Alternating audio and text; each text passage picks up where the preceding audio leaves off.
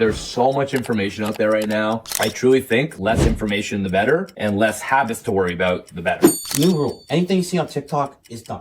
I think it does help. Well, I'm not on a necessarily dead strict meal plan. I just eat like the same 5 things all the time. Before you get hungry, go to sleep. I'm telling you, it makes such a big difference. And if you're going to bed at midnight, you're probably on your phone or doing something, which is going to hurt your sleep overall. Once COVID ended, everyone only did the 20-minute workouts, the 30-minute workouts. Yeah. It really showed people that that's all you needed. Yeah.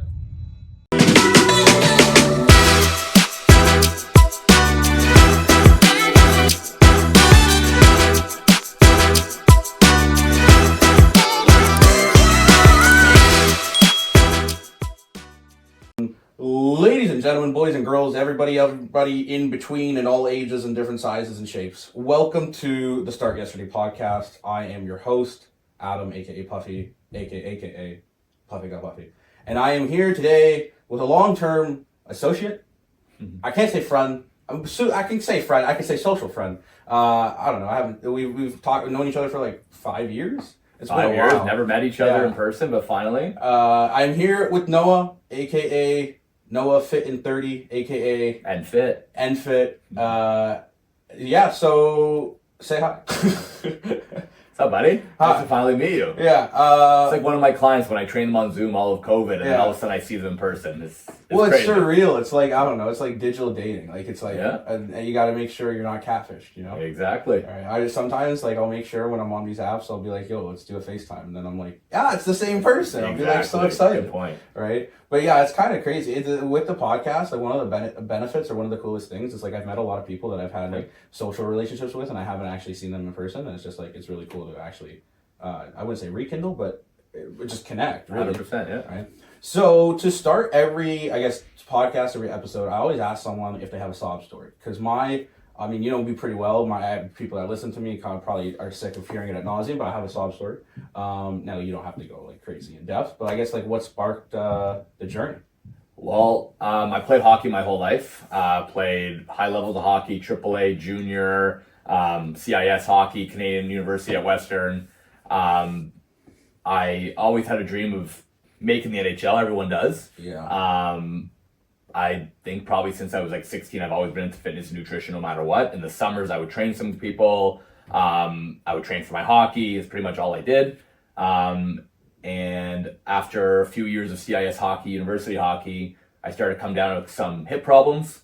And that obviously kind of got me a little bit. I don't know, it was painful. And after the surgery, I had a couple actually really good years at Western.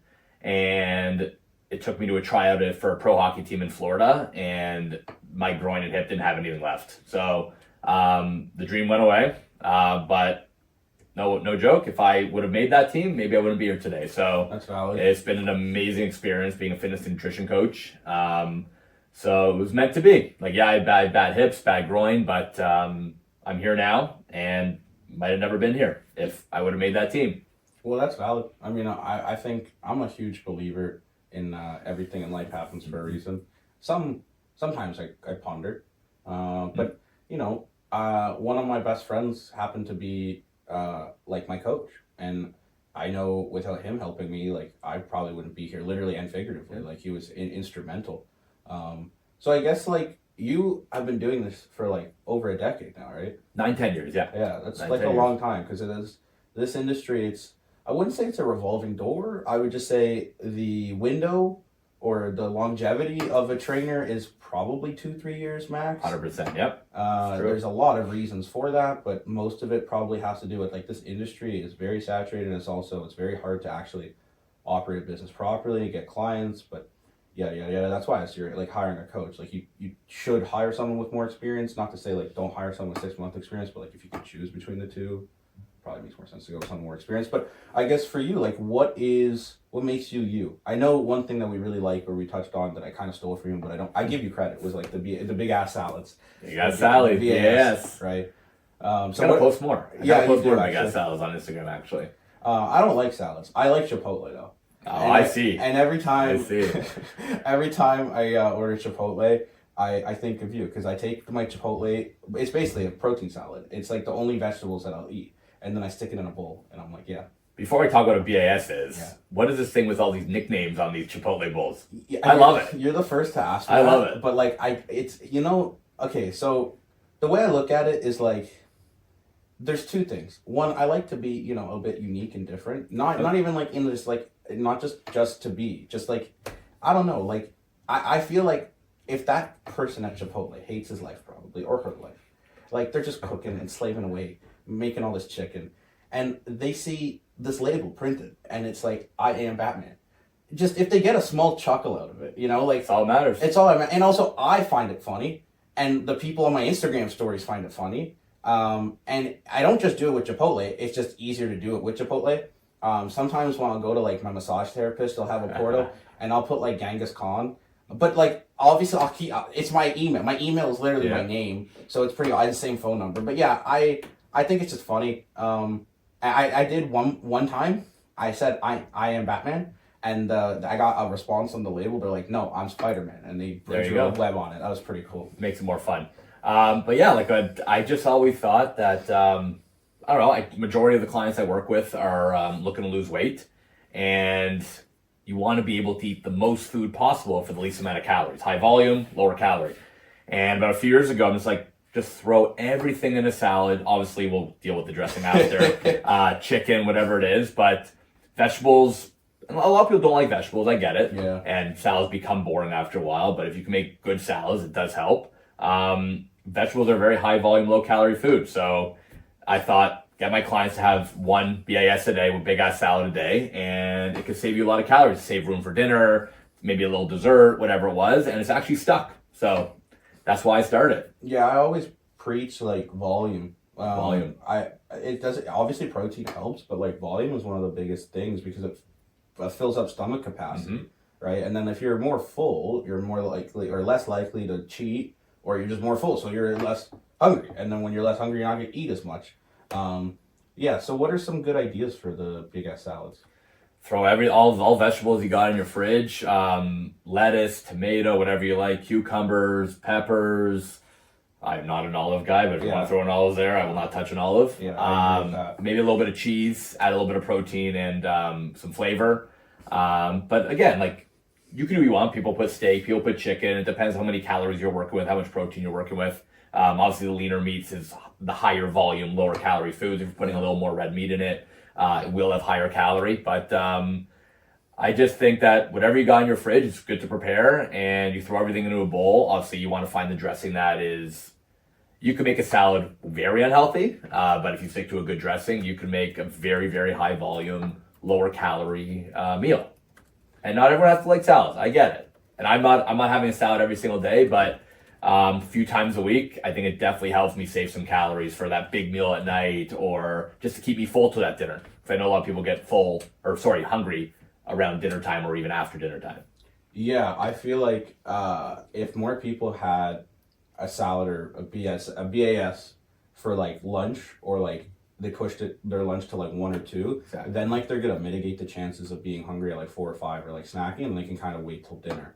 But a lot of people will have like breakfast at like 8, and then they'll have like a small, not even like that much substance for lunch, and then they'll get hungry at 3, and then they'll eat like most snacks. They're not even like good snacks. I guess it's a whole other topic of like good snacks. But I wanted to touch on for some people, because I hate vegetables genuinely. I really don't like them. And Chipotle, other than cucumbers, Chipotle has my entire repertoire of vegetables. So for people that are listening to this that want to kind of implement this but doesn't like vegetables, I would recommend, there's 2 things that I like.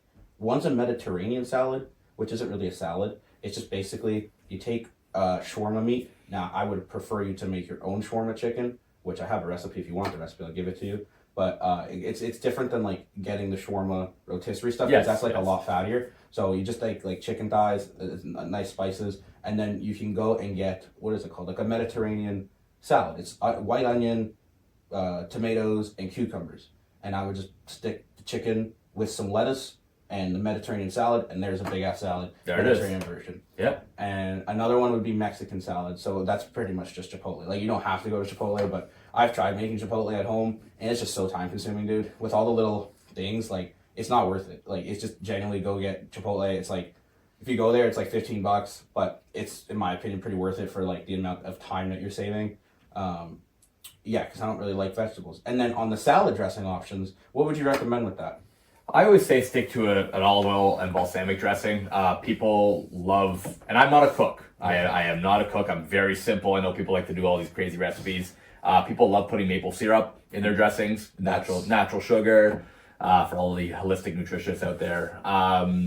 Honey. My wife makes a really good dressing. I don't remember exactly what it is, but there's some honey. I think she puts some Parmesan cheese, and I forget what the other ingredients are, but it's very good. But you could, like, if you get off track with the dressings, that salad could become more calories than something that you would, like a dessert or whatever. But so keeping the ingredients simple: olive oil, balsamic, maple syrup, could be a very, very, very basic dressing that could be very, very good and lower calorie. The two things there's two companies I would recommend for anybody who likes, Caesar salad is a very popular thing, but like obviously it's terrible for you. Balsamic vinaigrette is okay. Thousand Island's another popular one, but there's two companies that actually make 0 calorie or very, very low calorie salad dressing options. Now, majority of the people that are listening to this are in Canada, and I know one of them definitely is. They have Canadian distribution. So the other one's kind of harder, but one's called Rebecca, and then the other one's called Walden Farms. Now, is it the cleanest, most like holistic thing in the world? No, because I can't read 90% of what's on the back of the label. Yep. But it's the same thing with like consuming Coke Zero versus regular Coke. I know I'm not going to get diabetes drinking Coke Zero. I know I'm going to get diabetes drinking regular Coke. And if I take 2 years off my life, but like I'm healthier and leaner, I think I'll, you know what I mean? Like I'll take that. No, it's 100% true. Like a lot of people, like I get it. Like the artificial sweeteners and the seed oils that maybe we'll get into later that people are always talking about now. Listen, you don't have it every day. It's fully okay. But Walden Farms, I never had their dressing, but I know that everyone talks about their maple syrup. The maple syrup's okay. So it's not really maple syrup. 0 calorie. It's like very chemically tasty. Okay. I would say for maple syrup specifically, especially for anyone that like actually has it consistently, like you're doing protein pancakes, waffles, French toast, you're putting it in stuff. This is coming from me who literally has a cookbook on this. Like the best option is Miss Butterworth. The company has a no sugar added option.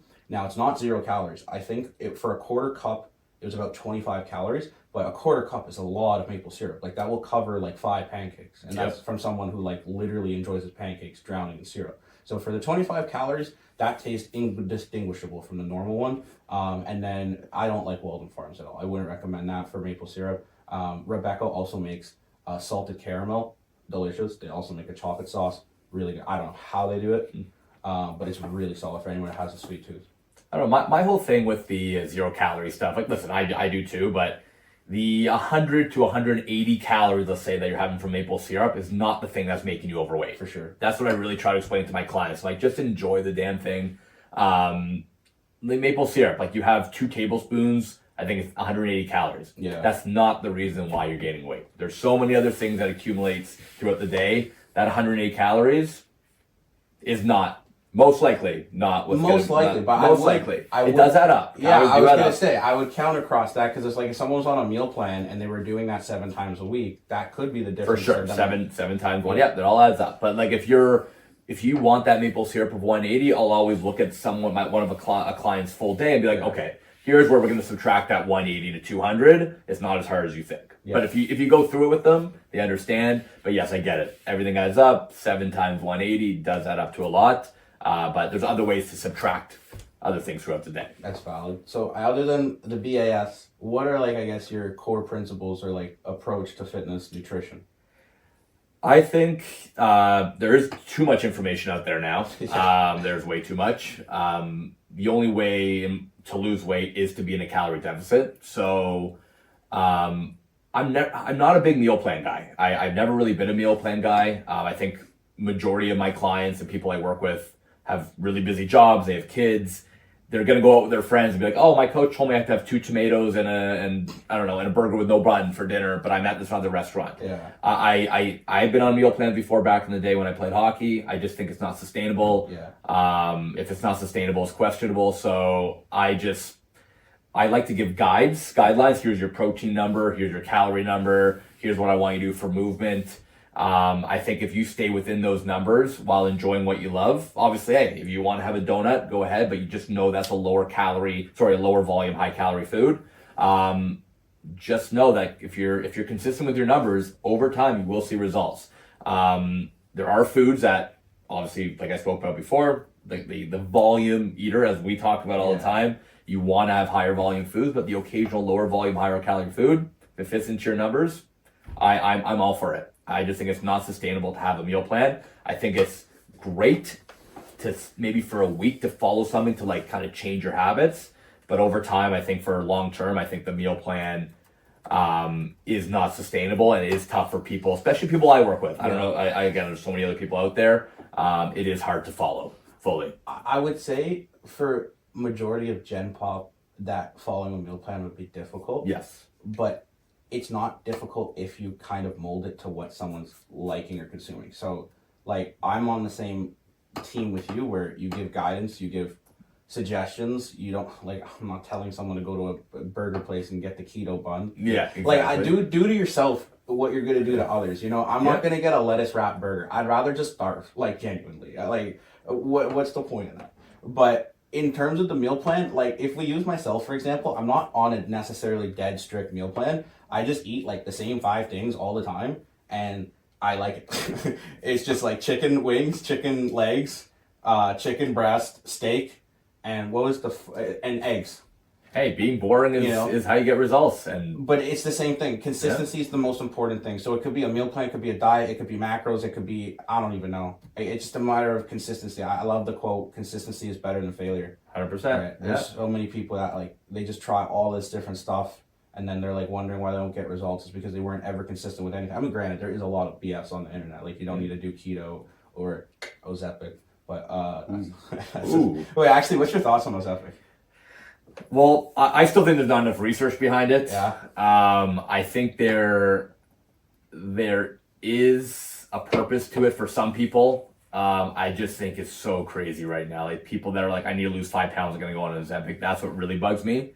And there's a ton of research that there's a lot of side effects on it. Yeah. So I don't know. Like, I think for what I hear, and again, I'm going by what I hear, there's not enough research on it yet, but like diabetics, for sure. It's supposed to kind of, you go through a day not being as hungry. And if you eat less, you will lose weight. Yeah. So obviously that is hard for people if they're really overweight. It does get them a jump start, but we don't know the crazy side effects yet fully. I do hear some stories.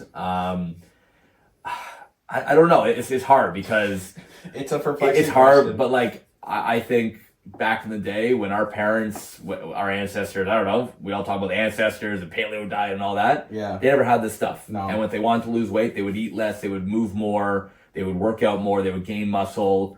And I don't know, it bugs me when people want to lose 5 to 10 pounds. Yeah. And it's not as hard as they think if they actually put in the work. Yeah. So that's that's what I think about it. I don't want to like bash it so much because there is a purpose to it for some people, but I really don't like when people I know even consider it, and all they need to do is just be healthier, not live the same lifestyle a little bit. That's what bugs you the most. I like bashing it. I knew you would. I knew you would.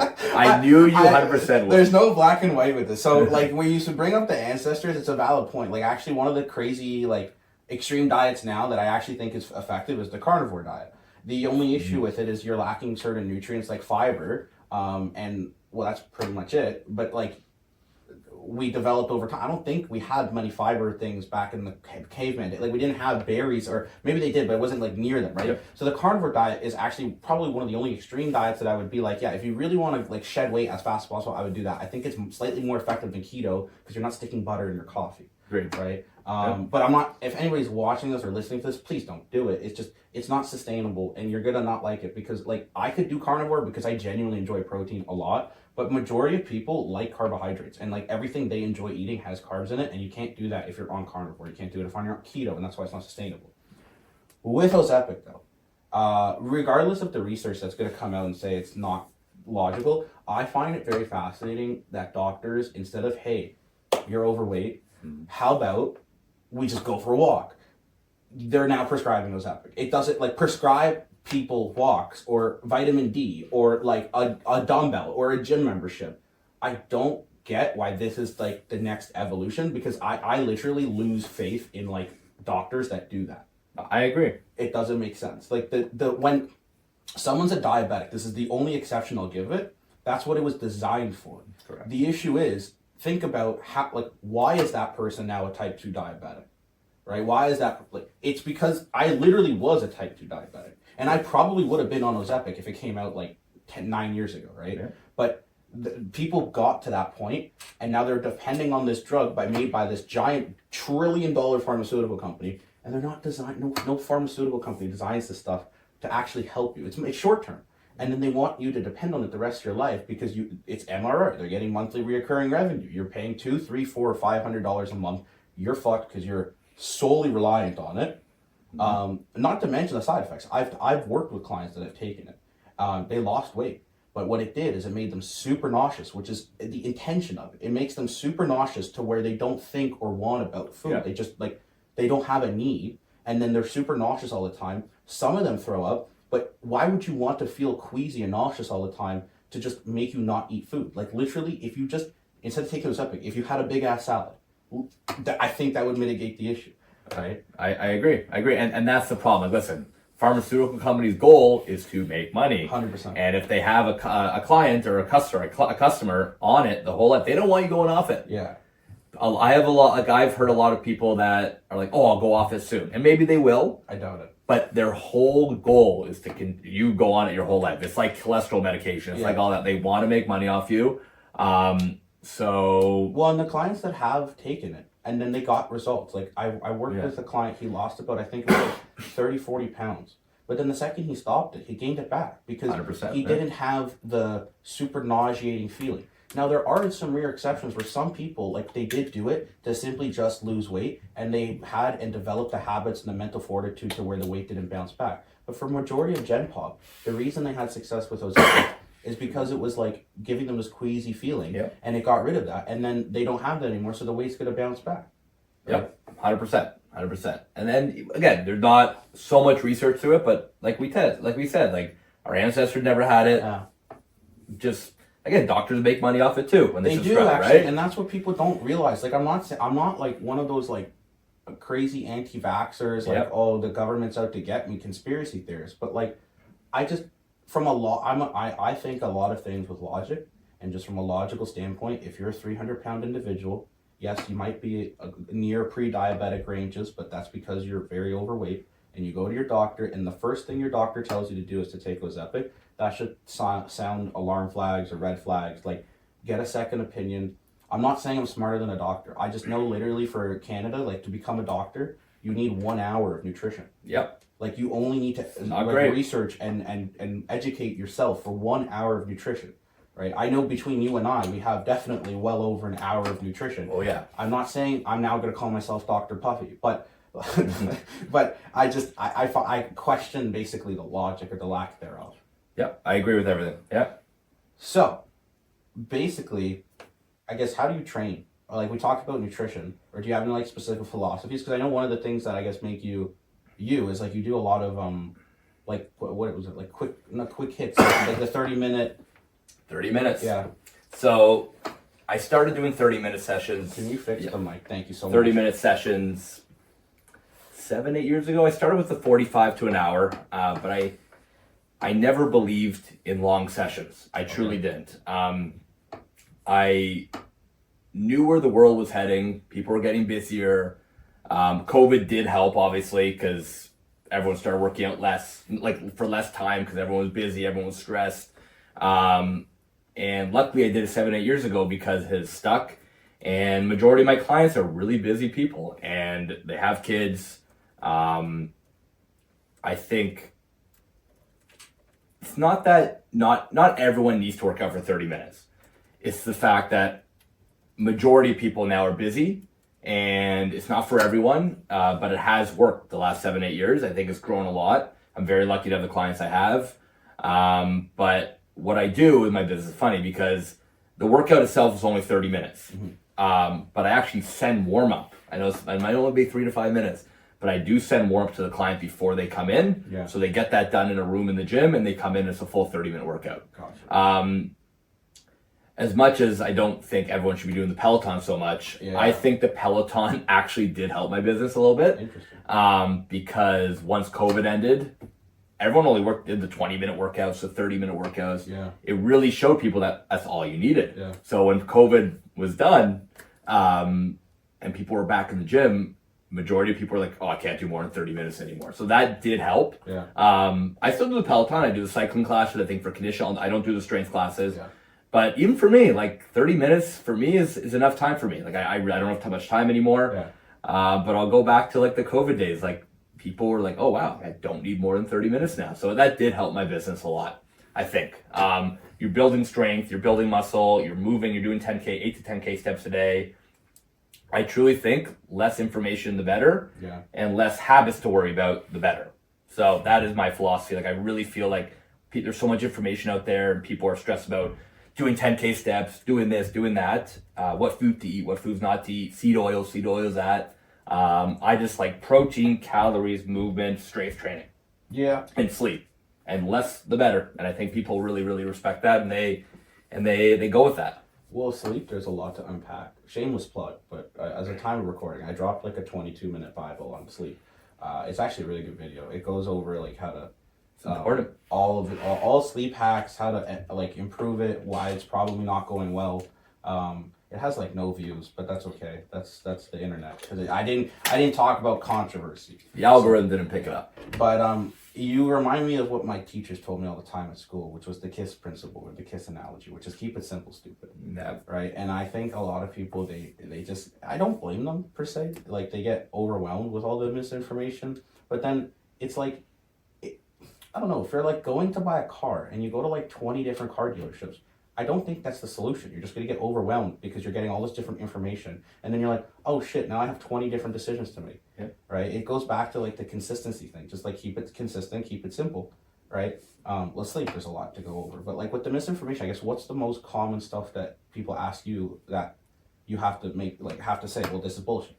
Oh, I saw this keto diet out there. I saw this keto meal. I saw this keto protein bar. I saw this person talk about carnivore. This person was doing a backflip on a Bosu ball and they thought it would be a good exercise. Like there's so much information out there right now. And I just try to explain to them, like, keep it simple, stupid. Yeah. Like it's like what you talked about before. Like you have 5 meals. You like your wings, you like your thighs, you like your chicken breasts, your steak, whatever it is. The more meals you have, the less you know. Like the less you don't know how many calories you're having. If you're sticking to the same 4 to 6 meals throughout the week, you already know what you're having, especially when your goal is to lose weight. Yeah. If you're like going to different restaurants, going to different meals, you just never know. You're all over the place. Yeah. And if it's too much information, too many meals, not saying you will never get results, but it's definitely going to be harder if you don't have those staple meals and staple habits in your mind all the time. It's going to make it consistently much more difficult. In terms of like, well, in terms of meal prep or just meals in general, like I think people overcomplicate it. Like I do understand some people like need variety, but what people fail to realize is like it's the same thing. You're just overcomplicating it. So if you're making like 5 different recipes for that week, it's just a lot of different cooking, a lot of different cleaning, a lot of different marinades. Like I'm not saying you can't have different spicing and sauces on your chicken, but in my opinion, running a meal prep company, it's a lot of work, and it's just like it just take your chicken, stick it on a tray, season it like normal, and then like if you want, you just add different sauces and stuff like that. Yeah. Right? Because I don't know, if you're doing like a Mexican bowl and a shawarma bowl and all this different shit, it's too much work. And I feel like so many people. What's the Winston Churchill quote? It's like when you fail to prepare, you're preparing to fail, or something like that. A hockey coach used to say that all the time. Yeah. It's true though, right? Like all the best athletes, they're all training all the time. They're preparing, right? It's a lot to do with mental more than anything. But I guess that's another story. But the keto thing, I think that's like the number one misinfo. And the Bosu ball, that's new. I've not seen. I was kind of just bringing up a random example, but I'm serious. Like I do. My clients come in sometimes like, oh, I saw this trainer. That was an extreme example, but like did this crazy exercise where they did a lunge, a curl, a press, and all this stuff in one exercise. Why don't we do that? Yeah. And I'm like, why don't you just get stronger on a lunge, then stronger on a curl, and then separately, instead of doing a lunge and a curl, like I get it, like variety people do like, and they see this stuff on the internet. Yeah. But I'm all about, again, I when it comes to the KISS principle, like even in the workouts, I am so I get better at lunges, get better at squats. Hey, you lift a lot more weights than I do, and you know, like stick to the compound lifts, accessory movements at the end. Like I really focus on lunge, squat, hip hinge, chest press, shoulder press, rows. Like really get better at those, and not worry so much about being cool on like all these cool things on the internet that get views and saves and all that. I think there's way too much information out there. Well, that's like, what I was way gonna too touch complicated. on. Yeah, like there's a lot of, not even just bodybuilders, there's a lot of influencers, or like I call them shift-influencers, where they're just like, bro, they're just like coming up with nonsense. Like they'll take like a preacher curl machine and they'll do like a kickback on it or something, you know? Yeah. And like I had a client, I shout out to Sammy, you're probably not watching this, but I helped her lose like 120 pounds. And I remember she would spend all day on TikTok, and she would just send me all these TikToks all the time. And she's like, why don't we do this? Or why is it this? And like, it was just all these like shift-influencers who like are in great shape, but they genuinely like, they don't know what they're doing at all, right? I don't, maybe some PEDs, maybe not, they just didn't have a clue. And I was just like, new rule, anything you see on TikTok is dumb. Just like, cut it out, right? Because it was just like, it was so much misinformation, and it was so much like, it just didn't make any sense. Like, she's trying to lose weight and she's sending me like a cable kickback. Now, there's nothing wrong with a cable kickback, right? But like, you're trying to lose weight, do a glute bridge, right? Or do a deadlift. But anyways, that's, there's nothing wrong with clients sending me or asking me questions. Like that's a really big benefit of having a coach. So you have the resource to ask. But I don't know. I feel like there should be filters on the internet. Well, there's only a couple people truly that I follow on Instagram they train athletes. They keep it so simple. Like one's John Chamber, you might follow, you might not, and one's Ben Bruno. He trains a ton of celebrities, ton of celebrities. And he's funny, but like to the point. He's funny, and he's like, what the hell is this person doing on the Bosu ball? What's this person doing a lunge and a curl and a press and a kickback at the same time? Like he is the most simple guy. I love it. Like sled push, get really strong on shoulder press, and he keeps like all these. Some of these exercises all actually do look cool, but there is a purpose to them, and I even understand training for hockey my whole life. So Ben Bruno's great. He's funny. He actually does make fun of people that put up all these crazy things. And hey, he has a resume for it. He trains a ton of high-end athletes. The only people he trains now are celebrities. But I like his stuff. Like he looks like someone doing a pull-up right there. Like he's such a simple guy, and he like Clay Thompson right there. Like that looks like a cool exercise. That's a Copenhagen plank. That's a very important exercise for the groin that I used to do all the time. I should probably do more of those now. But you don't see any No, you don't see any crazy shit. It's just simple. And John Chambers, another one. He's from Montreal. He's the other guy I follow. I know he trains like Chris Letang on the Penguins. Like if you went through his stuff, like he posts so many stories. Oh, well, that's sorry. What was that? That was my again, very simple. Like nothing crazy. Let's get stronger. Let's get more mobile. Let's get better conditioning, zone 2 training. I love those people. And I started to unfollow a lot of people that are just like, 30-minute HIIT workout. And they're doing these weird movements that I'm like, what are these things? And it's too complicated. So. No, that's valid. That's what I think. So you have any suggestions for like sleep? Because I know that was like, you basically gave like 5 pillars. You gave like training, you gave nutrition, you gave consistency. I forget the 4th one. And then there was like sleep. Oh, the steps, right? Yeah, so sleep actually, sleep, if you wanted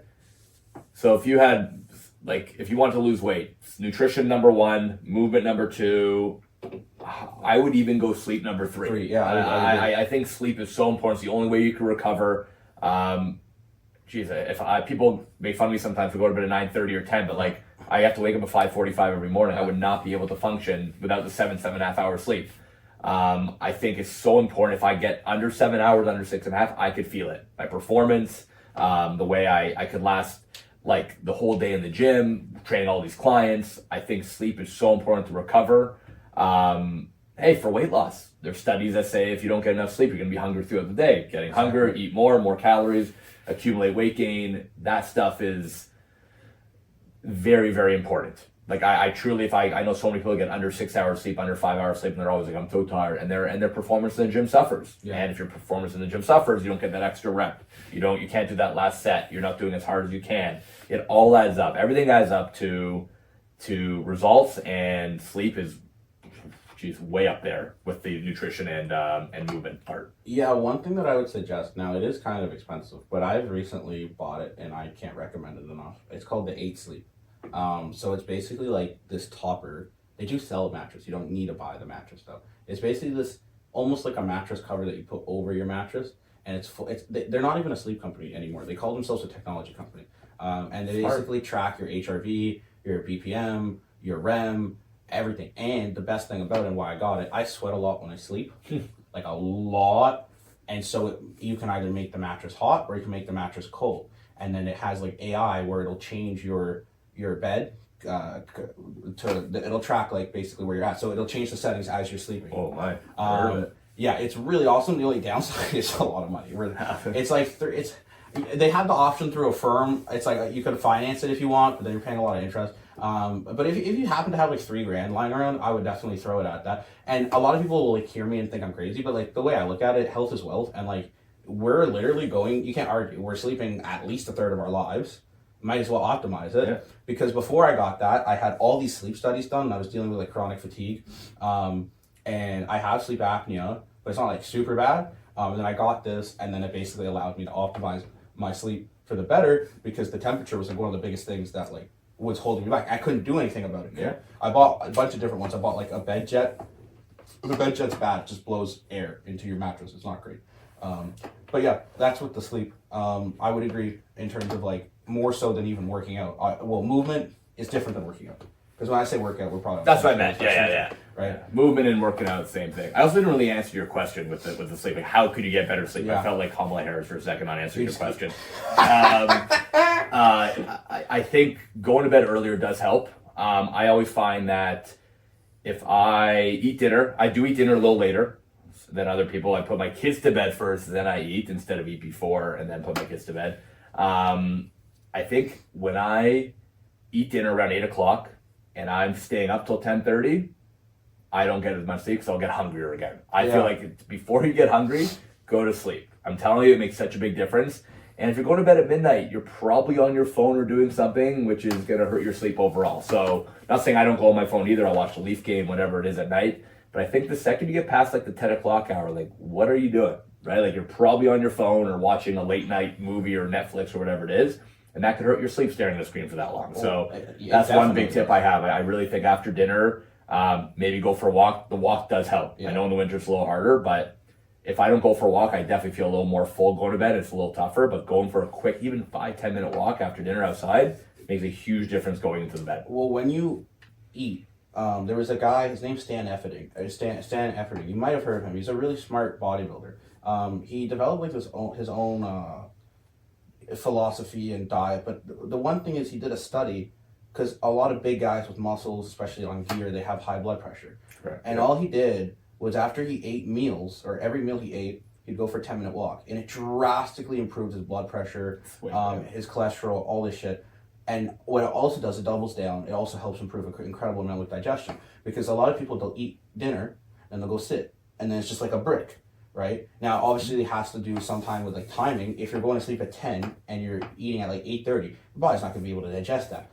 But if you went for a 10 or 20-minute walk, it'll help a lot more, and it's not sitting there like a brick, right? In terms of the screen, obviously, it's going to mitigate the amount of melatonin production that you can create naturally because you're staring at a screen. The easiest way to mitigate that is just blue screen glasses. You can also change the settings on your phone to True Tone, but the easiest one is the the blue light glasses. There we go. I think I bought one actually a few years ago, and I couldn't even tell you if it's like placebo or whatever. Yeah. And I spent money on them. Yeah. Don't even know if they work, but I still actually put them on once in a while. Yeah. I think it does help. But the walk is so important. Like, I even see a difference when I eat too late and I get home or whatever. Right, where I'm out for dinner, if I just go right to bed, way harder to go to sleep.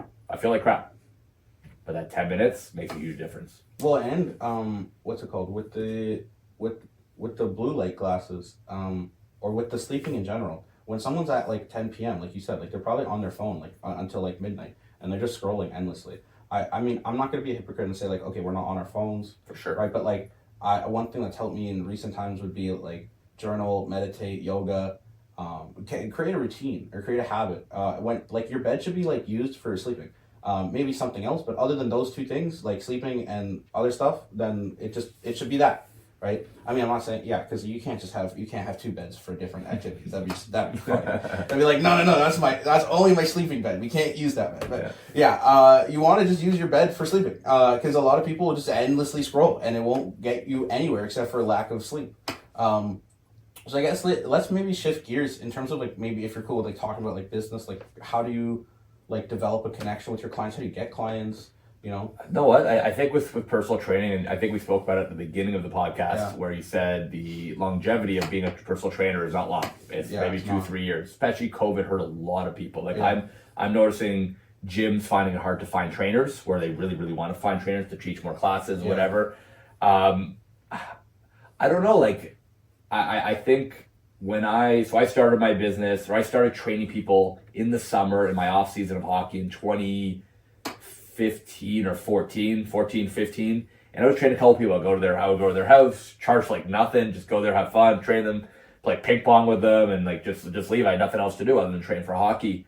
And then in 2016, when I stopped playing hockey, I actually started renting a gym from a friend of mine. Very nice to let me rent the gym. The gym was really being used, and I was able to start my business there, and it was all word of mouth. And I think majority of fitness and personal training is word of mouth. Yeah, Instagram has a big part to do with it now, and obviously you could get a lot of clients on Instagram. You do a great job on Instagram. You do way better than I do. You know what's funny though? I get nothing organically. It's actually crazy. That's crazy. Your stuff's great. Everybody thinks like, I mean, I'm revealing, but what's the word? This is like behind the curtain, because most clients or potential clients that see this, they're not going to really be watching this long into the podcast anyways. People have the attention span of a squirrel, or they've been talking for like 40 minutes. They're not watching this. But no, I never had success organically, and I understand how it can and how it would work, but it never did with me, and I really don't understand why, because my content's pretty solid. I have like websites and all this shit, and referrals also never got it.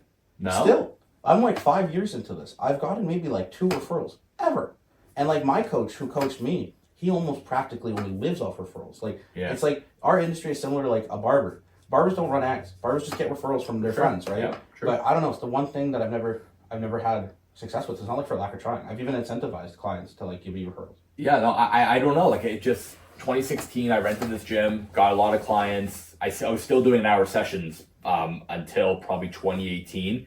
And even when I started, I'm like, I never believed in hour sessions. Yeah. Just with my business and what I wanted to do with my business, I never believed in it. And then 2018, it took a while. I was really scared to change to 30-minute sessions. I truly was. Like, I'm screwed. Like, no one's going to do it. They're so used to 60-minute sessions. It's not going to work. And then it just blew up. COVID obviously did help 2020. People were at home. They loved the 30-minute workouts. It's a lot of word of mouth. A lot of, like, I've trained a guy, and then his girlfriend started training, and then now his wife. Then his wife's friends now work out with me, and the way they explain it is like he does 30 minutes. Yeah. That's truly the selling point. It's the weirdest thing, but. But you have to have. Obviously, your reputation's on the line every second when you're a personal trainer. You got to really watch injuries. You got to customer service a huge part. But how when people refer people to me, they're like, he does 30 minutes, and that's all it takes now. And I'm not even joking when I say that. It's such a weird selling point, but it works, and people love it. It's sustainable. People know they can work out for 30 minutes 2-3 times a week. Even the people that work out once a week, they'll ask me for a workout during the week for 20-30 minutes. Again, we spoke about there. People's attention spans are very low these days. Mine is too. So I think I've capitalized on that. It just was, I guess the timing was great, and it's worked. It's really worked. And the selling point is he does 30 minutes. But I think that's valid though, because you niche down. And I think that's a big thing that I tell anybody. Honestly, people ask me sometimes, they're like, yo, how do I get into this? And I'm like, don't. I'm like, don't get into it. Very hard. My coach actually, like Nitish told me when I told him like my ambitions. Initially I went to culinary school, and then I pursued that like that. And then I was like, I don't like it. So I'm like going to help people lose weight because that's what I like doing. And he was like, don't do this industry. And I mean, I don't necessarily regret not listening to him because I understand now why he told me that. But when people tell me, I tell them the same thing. But niching down is kind of really important, because like you can't just be like, oh, I'm a coach. Like everyone's a coach. Everyone's a coach. What does that mean, right? So like, I guess have you? It doesn't sound like you have, but like, is there any challenges like that you've had to overcome, or like any recommendations you would give to people that are like starting anew? Well, don't be scared to change your business if you have to. Like, Yeah, I was so scared in 2017, 2018 to change this. Everyone was so used to 60 minutes. It's not for everyone. There are people who are like, I need to work out for 60 minutes. But majority of my clients are the entrepreneur, the busy individual, the people with kids, and they don't have the time to work out for 45, 60 minutes. And in your business and what you do for training, the heavy lifting and everything, you probably need it. But I think intensity over duration is so important, and if you bring intensity every workout, you don't need that long workout. For me, it's more a matter of clients, or like it's more a matter of like client goal. Like I'm sure, like I know for sure, like I could have clients and train them in 30 minutes. Yeah. But I'd rather do like a full hour session because then it allows like more flexibility and then like different mobility stuff, different 100%. stretching. I honestly, like fundamentally, like what the strength training part of the hour workout is pretty much 40 minutes. So it's not like that far off. Yeah. It's just like I don't have it. Maybe like I honestly think if I had like my own proper setup, like I would probably do like 45-minute sessions. I still do a couple 45s. Yeah. Like I truly do. I still do probably 4 to 6 clients who are 45, whether they were clients from years ago, they never want to change. And I had the time for them, or they were people that were like really scrawny, really skinny, and they wanted to build muscle. And it's obviously harder to find time for that. Yeah. But if someone comes into me like, I need to build muscle, I'm like, I will try to find you 45. Not saying 30 wouldn't help, but no, 45, you need that extra rest time. You need to lift heavy, right? Exactly. You don't need that. You need 2 minutes rest in between rounds. So it depends on the client, yes, but yeah, 95% of my clients are 30 minutes. But it's not the only way. No. If you're listening to this, like it's just what I do. It's what I specialize in. But there's people that just don't want to do it, or it's not needed for. So that's valid. So I guess what's one piece of advice you wish you could give your younger self when you first started? Because I think you're different. Because like I think you were probably fit your whole life, right? You were doing the hockey since. I was chubby back then. Like I was never like chubby, but when I played hockey, like I'm 5'9". Yeah. I was 200 pounds. Oh, that's a lot. I was. If I stood up right now, my legs and ass are huge. They were even bigger when I played hockey. Yeah. I finished playing hockey at 200 pounds. I'm 5'9". I was never like chubby or anything, like never fat, but I was so bulky. Mm-hmm. And there was a time where I'm like, I have to lose 15 to 20 pounds. I'm 5'9". I actually hired people that are into fitness nutrition, hire coaches, nutrition, fitness, they do it. I did that and I lost 20 pounds in probably 5-6 months. Mm-hmm. It was never ever what I ate. I was always a healthy eater. It was the quantity. And I changed my portion sizes and I lost 15, 20 pounds in 5-6 months. One thing that I would tell my younger self would be never be scared to take risks. Like I was so nervous to change my business, but I did it, and I got my BA in business, or I did my degree in business, and I was like, okay, no, if it doesn't work, I'll just do something in business. But I never really wanted to sit on my bum all day from 9 to 5. That's why I started this. But I think one thing I would tell my younger self, like please take risks. I've taken more risks too as well. Like I was at a gym at Dufferin and Lawrence. Mm-hmm. Now I'm at a gym in the village. I was scared to change locations. Yeah. I was scared I was going to lose some of my clients. I did that as well. That worked. Yeah. So, hey, Elon Musk takes risks. Like, look what he's done. Look what he's done. If you don't take risks, you're probably not going to, over time, see crazy results. So I've taken a couple risks in my life. The location, the 30-minute sessions. Maybe not trying to prolong my hockey career as well. Like after I had that pro tryout, it was done the second I got released. So take risks. One of my favorite quotes was that I don't really regret many of the things that I do, but I regret the things that I do not. Yeah. So you're never really going to know. I tell people that when they're on the fence of like hiring a coach or working with me, like you don't know what's going to happen. You're just thinking of the worst, right? But I didn't know you actually have like a degree in business. Yeah, I went to Western. I got my degree in business. I did my BA in business, finance. Has that helped? No. No, No, I asked I because hated school. yeah. I hated asked because school. I have a lot of buddies that like went to Schulich, and then like it's funny, like I'm not to sound like a narcissist. They asked me for business advice, right? Because I think there's a difference between like practical and educational. 100%, I've always yeah. been the guy hands-on learning, and that's I Yeah. feel like the best way to learn, right? And that's why I didn't pursue the culinary to the fullest extent. When I got an actual job in the industry outside of school, I fucking hated it, right? Yeah. I hated school. I also took a few classes in kinesiology, whatever, but I went to Western for business, finance, and I got a degree in it. And I never, ever thought I was going to be a personal trainer. Yeah. It just grew. Like I trained, like I said before, I trained a few people in the summer in 2015, 2016. And then one of my friends was like, you have to do this. And I'm like, no, like there's no chance I could get all these clients and actually make a career with this. I thought it'd be a part-time job in the summer. I'd be sitting at a desk all day, but then it became this and I took that risk. I'm like, you know what, let's go, let's rent this gym out. Yeah. And word of mouth helped me a lot and it worked. So For sure. So what's your future plans? Keep going. Like I really want to educate people on fitness and nutrition. I feel like majority of people in the world today don't have as much time. Yeah. I honestly would love to find a way to scale my business a little more in terms of like the online stuff. I am capped out in the gym, which again is a good problem to have. Like I can't take on any more scarcity clients. is really good. Yeah, like right? obviously being fully booked is not a bad thing to have, but I love fitness and nutrition. I've always been into it. Even when I played hockey, it was just like the only thing I cared about. I worked out, I ate healthy, I researched. I used to research like all this crazy stuff. And yeah, hey, we all research stuff. Like we all say there's too much stuff on the internet. There was still way too much on the internet back in the day. But I'm going to continue taking risks, still educate people on fitness and nutrition, really, really keep it simple and not give people so many ideas and so much information that they get stressed. I love doing this and I never want to stop. Hopefully I never have to stop. If I were to ever stop, I would love to be in stocks, a stock portfolio man. Yeah, like my wife knows that, a few of my friends know that. Like I love my other hobby when I'm in a break in the gym, I'm looking at the stock market. I love that stuff. So continue this as long as I can. Train the people that work hard. They have good personalities. My days go by so much quicker. Yeah. With the clients I have. That's a valid point. And having a job like that, having people that you could talk to and having people, hey, there's some days that are slower, obviously, like you're tired or whatever, but your clients or customers, if you're in a different industry, help so much, make the day go by a lot faster. I'm 6 to 6 almost every day. That's a 12-hour day. It's a long day, but it feels like it's 5 hours. So that's actually one piece of advice that I would recommend to any trainer or coach watching this that's helped me a lot. I used to take on anybody.